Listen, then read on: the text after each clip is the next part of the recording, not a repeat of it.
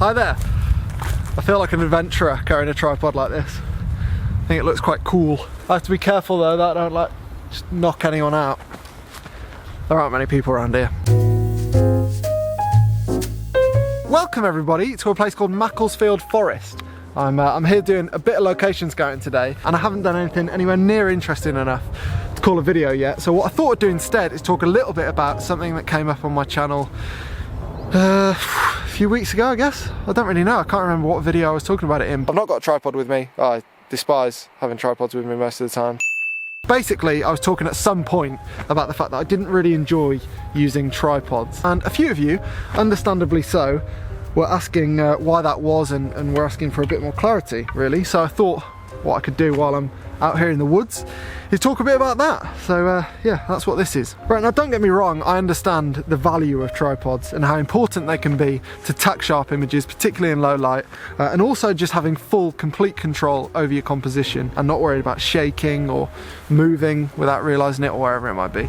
I know how valuable tripods can be, but my whole adult life and my whole sort of photography life, I guess, I've lived in cities. So I lived in London for 4 or 5 years, I lived in Sydney, and now I live in Manchester. And as those of you who've used tripods in cities will know, it's an absolute nightmare. I mean, people can fall over your tripod and you can accidentally kill people with your tripod if you're not careful, swinging it around and whatever else. And as bad as that could potentially be, particularly if you don't have insurance, that's not the reason I don't like to use tripods. The reason I don't like to use tripods is because when I was in London, particularly when I was in London, when I was just starting out on my photography journey, I'd be looking for original shots. All the time I'd be looking for things that I hadn't seen before, because photography for me was like a bit of a creative outlet, I guess, or I wanted it to be a creative outlet. And in order for that to happen, I needed to be taking original photos or getting images that I hadn't seen before. So for example, and I mean, you'll need to use your imagination a bit here, but let's say, for argument's sake,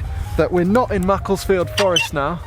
Don't mind me while I just adjust this. We're not in Macclesfield Forest now, we are in front of the Shard in London, and sunset is upon us, and the light is just amazing. We're getting some really, really good light right in front of the Shard. And why has that done that now? Stay. Good tripod. I'm just gonna move you down a bit.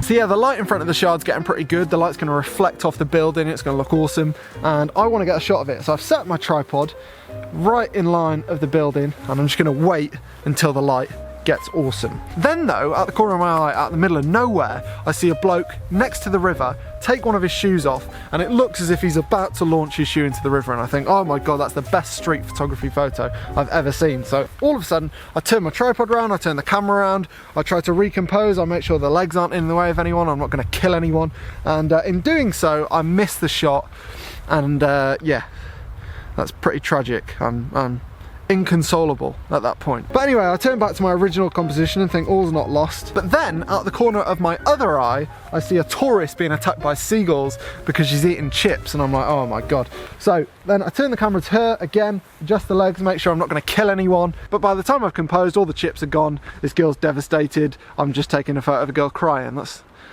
no good. So once again, I turn back to my original composition, only to find that in the meantime, the light has passed and I've missed the original shot. And the moral of that fake story is, yes, don't eat chips when there are seagulls around, but also I missed 3 potentially great shots. A, because I was greedy and tried to get all of them, but B, because I was using a tripod. Because in that imaginary situation, had I not been using a tripod, I'd have just been able to ping, ping, ping, ping, ping for all of them, and get the photos. I probably should have just used a true story. But yeah, what I found to be the case all the time, particularly in cities, is that using a tripod slows me down and gives me less options. And even though I shoot the majority of my stuff in places like this now, where the pace is slower, it's much less likely that a tourist is going to get their dinner stolen, I still have this nagging feeling in my head that I'm going to miss stuff if I'm too rigid in my approach, and if I'm set up on a tripod, and if something happens with a light over there, or if a hawk attacks a sheep over there, or if a tractor does a backflip over there.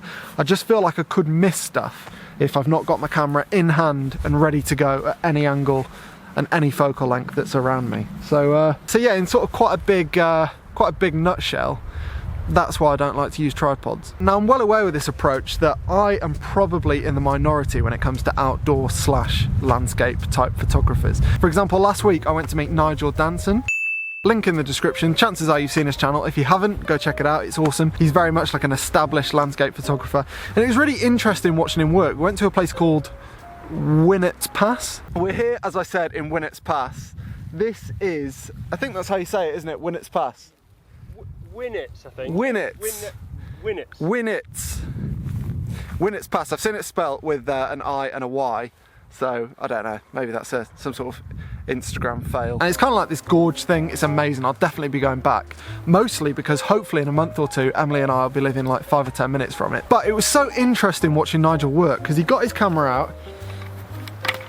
I mean, you know what that process looks like. And he went around the whole area trying to find a composition, just handheld, just looking through his viewfinder, different focal lengths, trying to find a composition. And only when he thought he'd found one did he pick the tripod up. I mean, he probably took a bit more care with his than I do with mine. And he set up to get the shot. Now, I think that's a very sensible way of working it. It's a really, really good workflow. And I think it's probably one that logically I should follow. But yeah, I just have this nagging feeling in my head that anytime I do that, I'm going to miss other opportunities that arise around me. And like I say, it's less so the case in places like this compared to places like London or big world cities, but I think I'll always have that nagging thing in my head that says, no, don't use a tripod because you're going to miss shots. And sometimes, regardless of whether I'm using a tripod or not, I miss shots because I can't settle on one composition. I can't focus on one thing. I'm constantly thinking like, oh, what if something happens over there? Or, oh, I might miss something over there. And I just can't really settle and I end up missing the good light in all directions. But other times, because I'm being so flexible, I get lucky and I get 2 or 3 shots where I should only really have had the right to get 1. So it swings and roundabouts, as they say. But I've just found that for me, this way works quite well. Anyway, thanks for watching. I hope that made some kind of sense.